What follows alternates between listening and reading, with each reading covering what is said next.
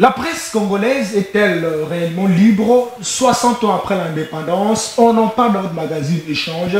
Mesdames et messieurs, vous faites bien de nous suivre. Nous avons reçu pour vous Clément Diboué, journaliste et éditeur du prestigieux magazine En Plus. Avec lui, nous parlerons de la presse RD congolaise. Clément Diboué, bienvenue. Merci, je reste de m'avoir invité dans ces beaux magazines. En forme? Oui, en forme, comme vous le voyez, Dieu fait grâce. Très belle veste croisée. Ah, merci pareillement. Hein? Avec cette rouge. Clément, voilà. Bon, on en parlera dans le couloir. Clément Diboué, vous êtes directeur général du magazine En Plus. Dites-moi un peu, c'est depuis combien de temps que votre magazine existe? Le magazine En Plus existe depuis décembre 2019. Là, nous sommes à notre 8e numéro que nous sommes en train de sortir. Le magazine En Plus, d'abord l'esprit d'un combat, donc les soucis de participer au combat de la survie de la presse papier, de la presse imprimée. Alors nous sommes dit qu'aujourd'hui, les médias en ligne sont venus, bien sûr, un peu secouer les médias traditionnels, et les gens même, il y a même des prophètes qui disent que ces médias vont disparaître, les médias imprimés, la presse imprimée, ouais, la presse imprimée va disparaître.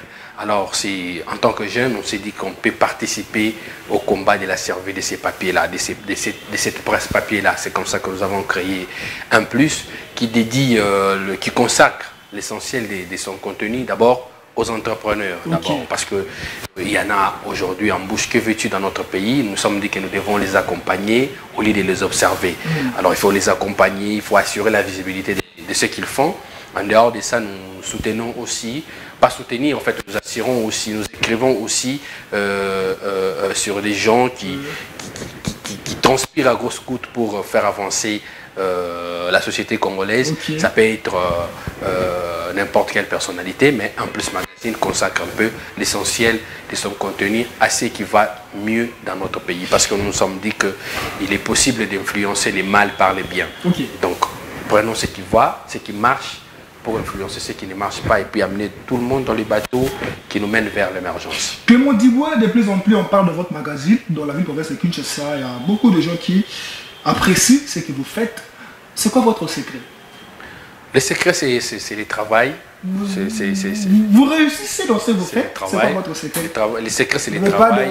C'est que les gens nous voient jeunes aujourd'hui. On vous voit de plus en plus traîner avec le grand. Les gens nous voient jeunes. Nous avons comme l'impression qu'il vous a influencé un peu. Non, pas du tout. Pas du tout. Pas du tout. Non, pas du tout. Pas du tout. En fait, le secret, c'est le travail. C'est qu'on prend le temps de beaucoup travailler.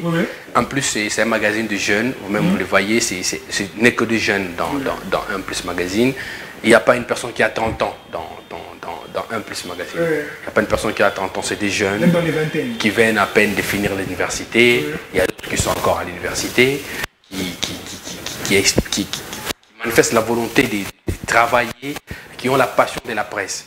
Donc, ce qui nous fait avancer aujourd'hui, ce qui nous fait accepter même chez les grands, c'est l'amour du travail, parce que nous voulons aller au-delà, nous voulons apporter notre touche, notre Un Plus. C'est pourquoi quand les gens regardent ce que nous faisons, ils apprécient, et puis certains sont même étonnés de voir les jeunes produire un travail de qualité comme nous l'exigeons chez nous dans Un Plus Magazine.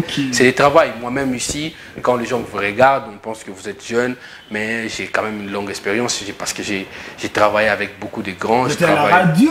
Oui. J'étais plusieurs fois. C'est quand même un grand parcours. J'ai beaucoup travaillé avec les grands, et aujourd'hui je suis ce que je suis. J'espère que demain ou après-demain, ça pourra encore payer davantage pour qu'on soit aussi Clément Diboué, dans la ville province de Kinshasa, nous avons beaucoup de magazines. Je ne veux pas faire la publicité s'il y en a vraiment beaucoup. Vous ne pensez pas qu'Un Plus est un magazine de trop? Non, pas du tout. Un Plus, c'est un magazine de plus. C'est en fait un magazine de plus parce que nous, l'idée, c'est d'apporter une nouvelle touche. C'est d'apporter, quand vous regardez nos textes, quand vous regardez notre contenu, vous verrez que Un Plus Magazine fait quand même l'exception parmi les grands. On n'est pas encore arrivé, mais on essaye de faire avec ce qu'on a pour se démarquer un peu. Un Plus, ce n'est pas un magazine de trop, c'est un magazine de plus. Pourquoi? Parce que d'abord, l'idée d'écrire, de faire la promotion des entrepreneurs, c'est une idée novatrice. Parce que dans notre pays, quand vous regardez les magazines, les gens, ils visent les grands, ils visent les politiques, ils visent ceux qui peuvent donner quelque chose. Mais quand vous regardez un peu... Les bons coupeurs. Voilà, quand vous regardez un peu ce magazine, l'accent est mis d'abord sur les entrepreneurs. Nous assurons, vous pouvez voir les entrepreneurs qui sont dans les magazines, ils peuvent en témoigner. Nous faisons vraiment la promotion de ce qui marche, mais dans les domaines de l'entrepreneuriat. Par exemple, le 8e numéro que nous sommes en train de sortir, c'est un numéro qui est consacré aux entrepreneurs. Il y a 2 numéros qui sortent à la fois. Donc, en fait, on sort les 2 numéros directement. Il y a les numéros des entrepreneurs femmes et les entrepreneurs garçons. Vous voyez, c'est quand même c'est vraiment intéressant. C'est quand même innovant, ça, parce qu'on est habitué à sortir un numéro, tout ça. Mais vous avez quand même une édition des entrepreneurs femmes, une édition des entrepreneurs hommes. Donc, à l'occasion de la sortie de cette édition, il y aura une grande activité que nous allons organiser. Nous allons échanger, comme on est dans l'émission. Nous allons échanger avec les entrepreneurs, voir ce qui va dans leur domaine, les difficultés qu'ils rencontrent. Et puis, voir comment nous pourrons trouver la solution ensemble. Parce que l'idée, c'est de se soutenir. Nous devons nous tenir la main pour faire avancer les choses. Donc, les entrepreneurs aujourd'hui, quand vous regardez dans les pays les plus développés, ils sont développés parce qu'ils ont beaucoup d'entrepreneurs dans leur pays qui créent l'emploi. Parce qu'aujourd'hui, l'État, il faut le dire, l'État n'arrive pas à créer l'emploi. L'État est incapable. L'État n'arrive pas à créer l'emploi. L'État est incapable, c'est ça. Voilà. Les gens cherchent maintenant à se démarquer, à chercher comment ils peuvent se retrouver. Et c'est comme ça que moi, quand je regarde les entrepreneurs, je me dis que ce sont des gens que nous devons respecter, ce sont des gens que nous devons appuyer, ce sont des gens qui vont faire avancer demain ou après-demain notre pays. Et c'est comme ça que nous manifestons la volonté de les accompagner. Merci beaucoup Clément Diboué, vous manifestez la volonté d'accompagner les entrepreneurs. Vous avez fait une facile comme moi. Vous savez comme moi qu'il y a 2 types de médias, le média généraliste et les médias spécialisés. Un Plus Magazine se trouve dans quelle catégorie? Oh non, nous sommes, je dirais, c'est vrai que c'est qui vous met mal à l'aise. Pas mal à l'aise. C'est vrai qu'il nous arrive parfois de chambouler de ne pas écrire que sur les entrepreneurs. On peut avoir une édition. Par exemple, nous avons fait une édition coronavirus. On a parlé des coronavirus. Là, nous avons parlé des acteurs majeurs de la société qui ont agi, qui ont manifesté la volonté d'aider, par exemple, les hospices des VR, les orphelinats. Ils ont été partout dans la sensibilisation. Il y a même des politiciens. Il y a des politiciens entrepreneurs. Voilà, que nous avons accompagnés et nous avons regardé de près, nous avons suivi minutieusement ce qu'ils font et nous avons rédigé, nous avons fait une édition, toute une édition spéciale entrepreneur et spéciale coronavirus. Là, c'était notre participation aussi dans la sensibilisation parce qu'en tant que média, on ne devrait pas regarder cela, on devrait aussi participer à la promotion de cette campagne-là. Nous avons écrit une édition spéciale sur les entreprises, sur coronavirus. Récemment, on vient de sortir une autre édition spéciale sur les 10 ans de Télé 50 parce que j'ai dit que l'idée pour nous est d'accompagner, de soutenir, de faire la promotion de ce qui marche. J'ai personnellement lu et ce qui marche, merci, de ce qui marche dans notre pays. Voilà, Télé 50, c'est parmi les choses qui marchent mieux dans notre pays, qui a apporté une nouvelle vision de la télé, une autre façon de faire la télévision. On voit un peu du Télé 50 dans tout ce qu'on voit aujourd'hui à la télé. Hein. Alors, on s'est dit, comme c'est quelqu'un comme JMK, Jean-Marie Kassamba, c'est parmi les gens qui ont quand même innové. En fait, c'est quelqu'un qui a innové la presse audiovisuelle aujourd'hui dans notre pays. Alors, il fallait vraiment soutenir cela par notre travail. Et nous avons consacré toute une édition spéciale. Non, nous avons consacré toute une édition spéciale sur ça. Vous êtes devenu son porte-parole. Je ne suis pas le porte-parole. Moi, je n'ai jamais été porte-parole de quelqu'un, mais j'ai dit, Un Plus Magazine, tiens... Vous parlez de lui avec passion. Non, mais écoutez, Jean-Marie Kassamba, moi j'aime les aînés qui montrent le chemin aux jeunes qui arrivent. Les aînés qui nous servent d'exemple. Vous savez, je suis en train de parler. Je vous en prie. Vous me posez beaucoup de questions. Alors, j'aime les aînés qui montrent le chemin aux gens parce qu'ils réalisent, ils savent que demain, ça ne sera plus leur tour, ça va être le jeune. Alors, il faut bien préparer les jeunes. Les gens qui vous servent des modèles, les gens qui vous servent des références, vous devez bien les soutenir, vous devez bien les encourager parce que l'idée même du développement, c'est celle-là. Les meilleurs doivent tirer le faible et que le faible aussi soutienne le meilleur. C'est comme ça que nous pouvons faire avancer les choses. Non, je ne suis pas porte-parole. Nous avons suivi comment est-ce que vous avez fait l'apologie de Jean-Marie Kassaba. Clément Diboué, attendez. Vous avez une équipe. Vous avez une équipe de jeunes, vous travaillez dans une équipe. Votre média est sorti, votre magazine est sorti à l'époque où le réseau social impose sa loi. Vous avez une équipe, vous vous retrouvez comment financièrement? Parce que vous ne pouvez pas me dire en fait une église, les enfants, les jeunes gens viennent comme ça, ils écrivent, ils réfléchissent et puis à la fin ils rentrent bredouille. Vous travaillez comment, monsieur le DG? Merci beaucoup pour cette question. En fait, les journalistes, mais d'abord c'est la passion. Ce n'est pas une église. C'est d'abord la passion. Mais ce n'est pas une église. C'est d'abord la passion, les journalistes. C'est d'abord la passion. Parce que quand vous n'êtes pas passionné, vous risquez de vous perdre pour rien. Aujourd'hui, vous avez vu, vous voyez vous-même les dérapages. Il y a des gens qui viennent faire le journalisme pour avoir de l'argent. Hein? Quand j'ai fait le journalisme pour avoir de l'argent, j'ai beaucoup de chances de se perdre. J'ai beaucoup de chances de ne pas avoir la crédibilité, d'être traité comme un torchon. Parce que je cherche l'argent. Mais quand vous travaillez pour la passion, quand vous écrivez pour la passion, vous avez le désir d'informer le public, de servir le public. Là, je pense que les portes pourront s'ouvrir autrement. Mais vous posez une question très intéressante. C'est une question qu'on peut poser à tous les DG. Comment vous vivez aujourd'hui? Vous-même, vous avez votre magazine. Je pourrais aussi vous poser prochainement, quand je vous recevrai dans un peu ce magazine, la même question, comment vous vous retrouvez. C'est vrai que c'est les annonces qui font vivre un peu le média aujourd'hui. Mais pour l'instant, je peux même dire, qu'en plus Magazine vit d'abord de ses propres moyens, qu'on a aujourd'hui. Les propres moyens, c'est la vente. On vend, mais il y a aussi les gens qui sollicitent, qui veulent vraiment qu'on écrive sur eux. Quand ils viennent, il y a toujours des tarifs qu'on donne aux gens. Et avec ça, si vous vous organisez, vous pouvez d'abord arriver, vous pouvez être en mesure d'assurer d'abord les prisons. Et en plus Magazine, c'est un grand projet. Et je sais que dans le futur, Dieu fera grâce. Et nous pourrions atteindre les niveaux que nous voulons atteindre. Voilà, nous demandons comme ça à toutes les bonnes personnes, voilà, les jeunes sont là, les jeunes intelligents, capables, les jeunes Clément Diboué est un jeune qui a beaucoup d'idées, venez. La compagnie dans son projet, ça sera vraiment une très bonne chose. Clément Diboué, nous l'avions dit au début de l'émission, c'est même la thématique. 60 ans après l'indépendance, est-ce la presse RD congolaise est-elle réellement libre? Répondez sincèrement. Merci. Tout dépend d'abord de ce qu'on met dans le concept liberté de la presse. Oui, parce que... Prenez votre temps, vous êtes journaliste, il y a à boire et à manger là-dedans, même à vomir, comme vous aimez bien le dire. La presse, la liberté de la presse, aujourd'hui, nous la concevons comme... chez nous ici, hein, comme un cadeau qui doit venir d'un régime. Vous voyez, quand le président arrive, le président Tshisekedi arrive, il dit que non, je vais soutenir la presse, je vais permettre à ce que la presse soit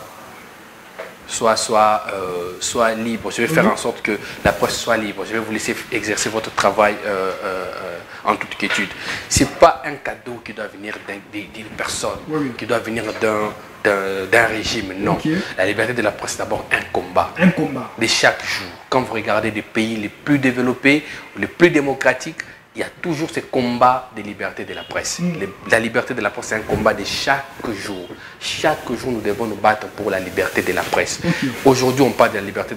Vous me posez la question de la liberté de la presse dans notre pays, alors que l'accès aux sources d'information est quasiment impossible.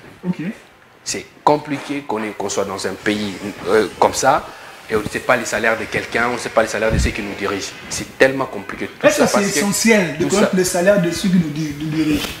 Mais oui, pourquoi nous connaissons les salaires d'un député, d'un militaire? Pourquoi on connaît les salaires d'un enseignant? Pourquoi? Parce qu'ils se plaignent? Non, mais c'est parce qu'il y a des gens, il y a tout un système qui s'organise autour de ça et qui ne veulent pas que les peuples soient informés par rapport à ça. Et ça, c'est le travail des journalistes. Nous, en tant que journalistes, toute cette panoplie de journalistes qui gribouillent, qui parlent dans les médias, dans les réseaux sociaux, incapables de nous dire combien touche un député. Clément Diboué, les députés touchent combien? Non, c'est une question que vous me posez. Moi, depuis quand j'ai suivi récemment l'émission, j'avais déjà l'idée de chercher par rapport à ça. Mais quand j'ai suivi encore l'émission, j'ai suivi la présidente de l'Assemblée nationale qui est balbutiée par rapport à cette question. Je me suis dit, mais écoutez, nous devons consacrer toute notre énergie dans ça. S'il faut même organiser des marches. Oui, parce que, écoutez, s'il faut même organiser des marches, parce qu'il y a des marches pacifiques. Vous pouvez organiser des marches pacifiques. Oui. Vous allez au Parlement, vous allez à la présidence, vous allez au Palais du Peuple, vous allez à l'hôtel du gouvernement. Nous pourrions marcher avec des jeunes pour qu'on nous dise combien vous touchez. Nous devons savoir ça. Ça ne peut pas être un secret. Nous devons tous connaître combien touche un député, combien touche un ministre, combien touche le président de la République. Bientôt, nous allons lancer une campagne comme ça. Nous allons marcher pour qu'on nous dise. Juste pour ça. Merci beaucoup. On a marché pour Béni, on a marché pour beaucoup de choses. Les élections. On a marché pour les élections, mais il faut qu'on marche quand même. On faut qu'on marche quand même pour l'état des droits. Okay.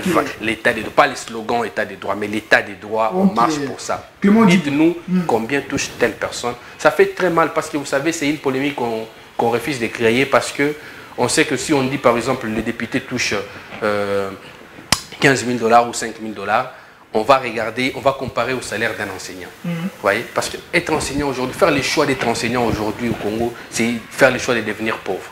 Nous sommes en train de perdre les enseignants aujourd'hui. Il y a des gens qui font la pédagogie, une fois qu'ils arrivent à l'université, ils changent de domaine. Ils deviennent journalistes. Ils deviennent autre chose. Vous voyez, ils deviennent autre chose. Ils refusent parce qu'ils savent que là-bas, il n'y a rien. Vous savez, on peut blaguer dans tous les secteurs. On peut blaguer dans tous les secteurs, mais pas dans le secteur de l'éducation. Nous ne pouvons pas blaguer avec ça. Aujourd'hui, on fait la gratuité de l'enseignement. Mais avec quel salaire? Clément Dibou, attendez. Aujourd'hui, quand nous regardons les émissions télévisées, nous voyons les journalistes qui passent. Ils sont vraiment, ils reviennent pratiquement tous les jours, hein, le matin, à midi, le soir. Et puis bizarrement, ils s'insultent entre eux. La question que je me pose, à quoi consiste exactement le rôle ou le travail de l'UNPC? D'abord, j'aimerais revenir au départ. Hein, vous avez parlé d'une question. Vous avez parlé du fait que les journalistes s'insultent dans les médias, tout ça. Et puis, la question, c'est à quoi consiste le travail de l'UNPC. C'est étonnant, nous avons des collègues, des amis, hein, des confrères, qui font 7 émissions par jour. À un moment, je me demande, mais il a quel cerveau, lui? Il fait 7 émissions par jour. Et l'émission là, c'est, on dit, on va parler Kabila, on va parler Tshisekedi, on va parler... Alors il sait que même si je ne suis pas préparé, je peux aller seulement dire, regarde, Kabila, il ne fait rien, Tshisekedi, tout ça. Donc il sait déjà ce qu'il va dire. Il va faire 7 émissions par jour, mais chez lui, dans sa boîte, là où il travaille, il produit quel travail? Il ne fait rien. Et c'est des journalistes sans médias. Je ne le dis pas pour les minimiser, ils n'ont pas de médias. Nous ne voyons pas les reportages, nous ne voyons pas ce qu'ils font, nous ne voyons pas les interviews, nous ne voyons rien. On les voit seulement là. On sait seulement que celui-ci, si je mets telle chaîne, je vais le voir. Celui-ci, si je mets telle chaîne, je vais le voir. Non. Journalisme, nous devons d'abord savoir pourquoi on est journaliste. Pourquoi nous faisons ces métiers. Nous ne faisons pas ces métiers pour passer. Il y en a qui se transforment en porte-parole des partis politiques et de tout ça. Et ils ont fait des médias, des espaces de reproduction des discours des acteurs politiques. Ce qu'on entend là-bas, c'est ce qu'ils viennent relater dans les médias. Et directement, le travail de traitement de l'information disparaît. Ça n'existe presque plus. On ne sait plus prendre ce qui est bon et ce qui est mauvais. On oublie tout ça. Toutes ces notions-là, on les oublie. Et c'est pourquoi aujourd'hui, on traite certains des moutons noirs, même s'ils ont fait les journalismes. Parce que les moutons noirs, le concept mouton noir est devenu quelque chose de... c'est lié à la mentalité, à la façon dont vous faites les choses, à la façon dont vous pratiquez les choses. Clément Dibou, à quoi consiste le rôle de l'INPC? Je reviens. L'INPC, quand vous regardez tous ces dérapages-là, l'INPC devrait, dans ces contextes-là, rappeler tous ces journalistes-là. Conseiller ces journalistes-là, montrer les chemins à ces jeunes gens-là. Parce que c'est ça le rôle de l'INPC. Nous sommes dans cette corporation comme ça. Mais quand on regarde maintenant sur le terrain, qu'est-ce qui s'est fait? Rien. Qu'est-ce qui s'est fait? Vous dites rien, mais rien, c'est même bien. Rien, c'est même bien. Donc c'est terrible. Le mot est faible. C'est triste. Le mot est faible. Le mot est faible. C'est triste. Quand on regarde ça, ça ne doit pas nous faire rire, mais ça doit nous énerver. Ça doit nous révolter. Voyez? Parce qu'aujourd'hui, les journalistes, on les présente comme un métier dans lequel tout le monde peut venir. Voyez? Je peux rater ma profession, je peux vouloir devenir avocat, je peux vouloir devenir enseignant, je rate ma profession, je rate tout ça. Je me dis, bon, écoute, je peux aller faire l'asile même dans journaliste. Comme je parle suis là, bien, je suis oui, beau. allez, je deviens journaliste. J'achète ma petite Sans caméra. maîtriser les principes, sans respecter l'éthique et la déontologie. Allez, je commence à faire des déclarations, comme on aime bien ici les shows. Allez, Voilà. il devient journaliste. Merci beaucoup Clément Diboué. Parlons de l'UNPC parce que nous parlons de journalisme, nous parlons de la presse. 60 ans après l'indépendance, mais il y a l'actualité autour de l'UNPC.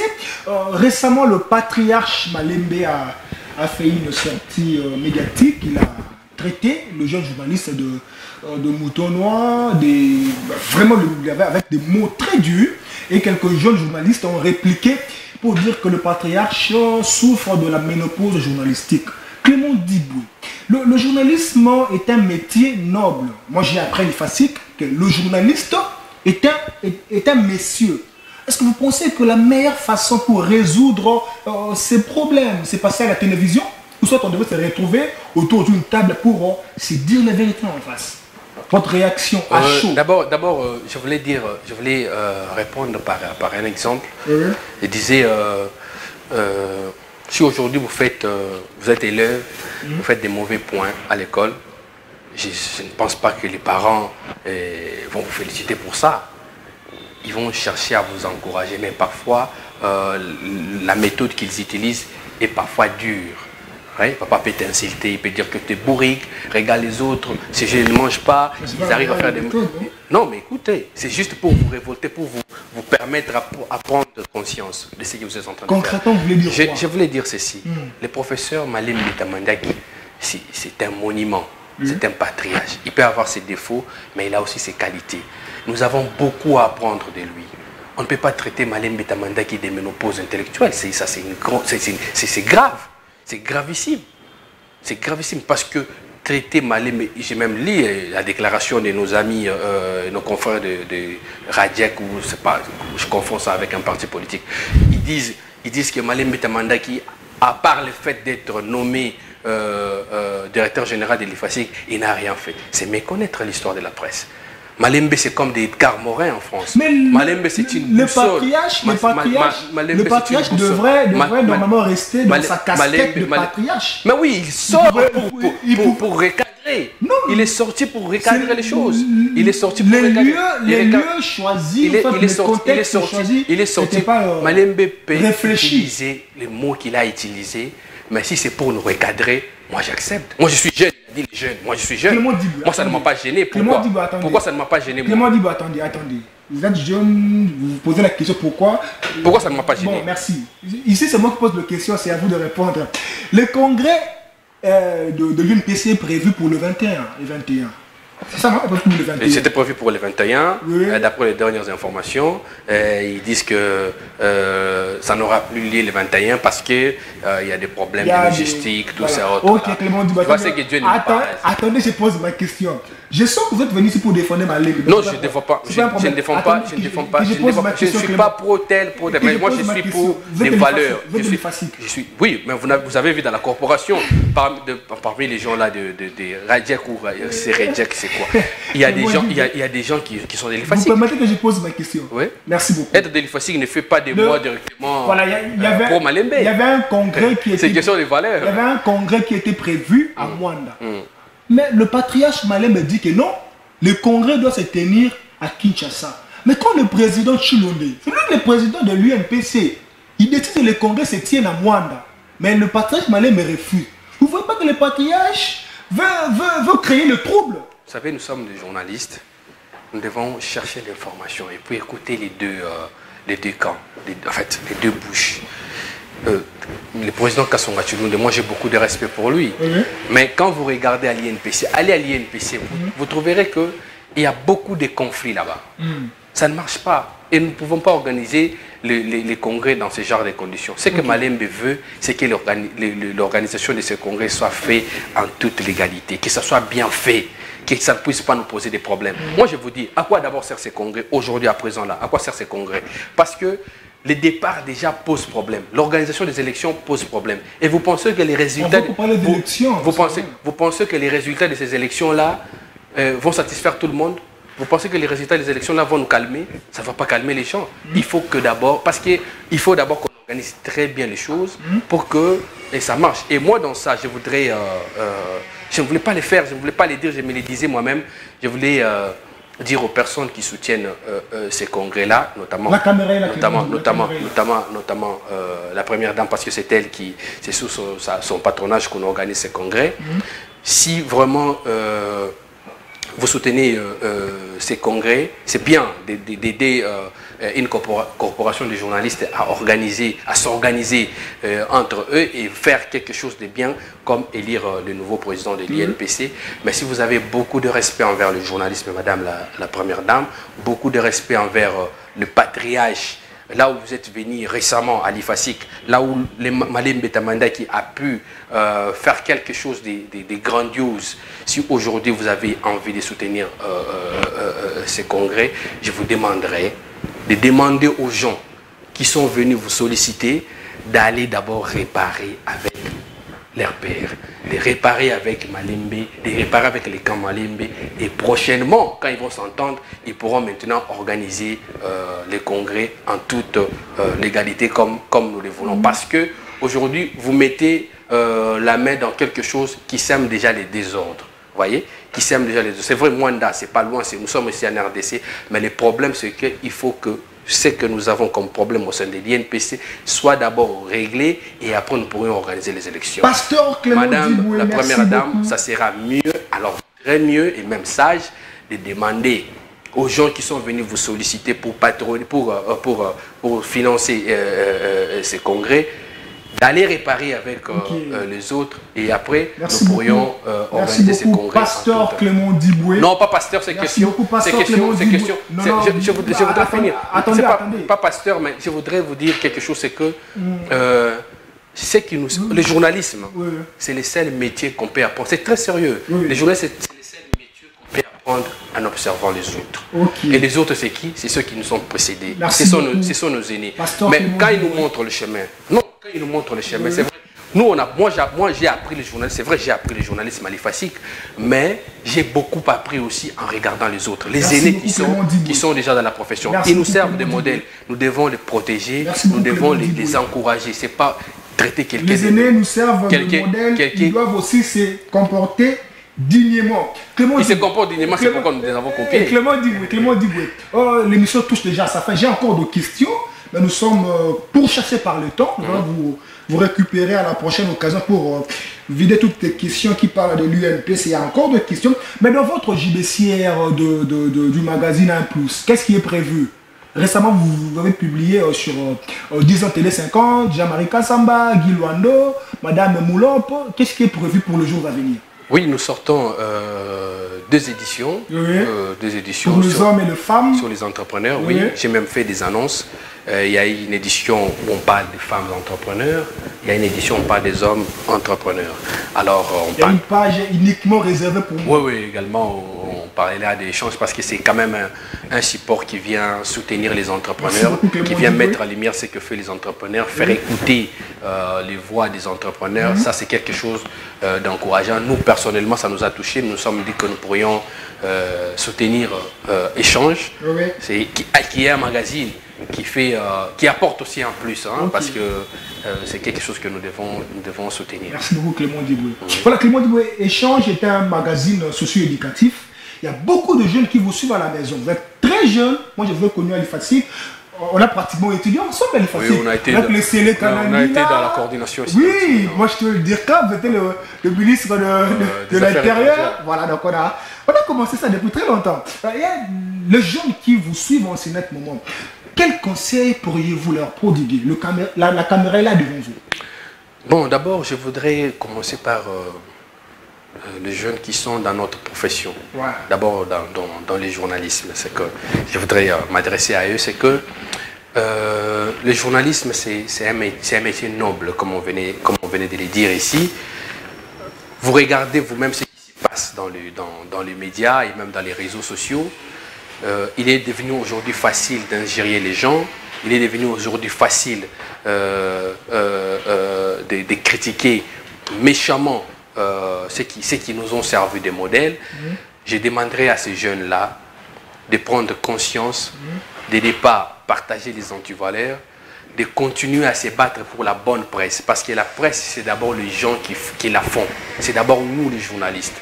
C'est d'abord nous. Notre mission, ce n'est pas d'assurer la visibilité ou la promotion d'un parti politique, de se faire porte-parole d'un leader politique. Ce n'est pas ça notre travail. Notre travail, c'est le peuple. Notre travail, c'est la population, c'est le public. Nous sommes là pour informer les publics. C'est même ça notre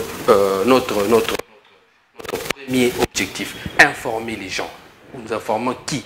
Nous informons les publics et nous sommes appelés à bien faire notre travail. Ne tombez pas dans des pièges, allez commencer à insulter les gens, dire n'importe quoi sur les gens. Ça, ce sont des choses qui peuvent nous bloquer et nous empêcher à avancer dans l'avenir. Donc, les jeunes journalistes qui nous suivent, qui sont à l'université, qui sont déjà dans la profession aussi, prenons le temps de choisir les bons côtés. Okay. Ce n'est pas le moment de tomber dans ce que nous sommes en train de faire, dans ce que nous sommes en train de voir aujourd'hui. Concentrons-nous à l'essentiel. Informons les gens, limitons-nous à cela. Je pense que ça sera une très bonne chose. Clément Diboué, merci beaucoup. C'était vraiment un conseil important pour les amis qui nous suivent à la maison. C'était un grand plaisir de partager le même plateau avec vous. Je rappelle, vous êtes directeur général du magazine 1+. Oui, je suis directeur général. En fait, la société, c'est Congo Plus. Congo Plus. Congo Plus. La branche. La branche 1+. C'est vrai que dans Congo Plus, comme je disais au départ, que 1+ est un grand projet. Oui, oui. Il y a beaucoup de choses. Vous pouvez citer 2-3 noms de gens avec qui vous travaillez, 2-3 noms. Il y a Jordan Maïnki. Jordan Maïnki, c'est parmi des gens qui nous ont, parmi des jeunes qui nous ont vraiment soutenus pour qu'on arrive là où nous sommes arrivés. Un garçon hyper intelligent. Très intelligent. Et aujourd'hui, on ne me l'a pas piqué, mais il est là où il est. Il est à où il évolue très bien chez notre grand frère Patient Ligodi, qui fait la fierté, qui sert de modèle aussi, hein, qui fait la fierté de la presse congolaise. Mais je suis avec le prédicateur Djebeni Mouninga, qui est rédacteur en chef. Je suis avec Plamedi Mayamba, qui est secrétaire de rédaction. Je suis avec Alfie Ngama, Hassen, Pereng, Rodi. Vous allez payer pour les Mabara Clément Diboué. J'ai vraiment une grande équipe de Samuel Baudouin Kankinza. J'ai vraiment une grande équipe. Merci beaucoup Clément Diboué. Qui travaille avec nous. Merci beaucoup. Je salue d'ailleurs, parce que c'est grâce à eux que vous appréciez les travaux en plus. En tout cas, sans eux, on ne pourrait pas. Bon boulot, bon vent au magazine 1+. Merci beaucoup, Josh, de m'avoir invité. Ok, c'est pour la première. Je pense que ce n'est pas la dernière fois. Oui, on va encore vous rappeler afin de réfléchir à haute voix sur d'autres sujets. Merci beaucoup. Voilà, votre magazine touche déjà à sa fin. Mais j'avais un message pour le jeune journaliste, le journaliste de ma génération. Vous êtes très nombreux, je ne saurais pas citer tous vos noms. Il y a Christopher Ochokoum, il y a Stéphie Moukindi, il y a Trésor Kiyombo, Ozé Manzanda, Myriam Iragui, Julien Pia, Sylvie Bamona. Vous êtes très nombreux, le journaliste de ma génération. Nous devons travailler. Nous avons une grande génération à sauver. Nous devons vraiment travailler afin d'influencer positivement le jeune qui nous apprécie. Votre magazine touche déjà à sa fin. Vous allez suivre cette émission déjà le dimanche à 22h35. La rediffusion c'est le mercredi à 21h45 sur Magic Télévision. Abonnez-vous massivement sur ma chaîne YouTube Paul Giresse Louimbou afin de suivre toutes nos émissions. Ça n'est fini pour aujourd'hui. Le Congo nous a tout donné. C'est à nous de travailler pour ces grands Congos. Travaillons, travaillons, car le travail élève une nation. Au revoir.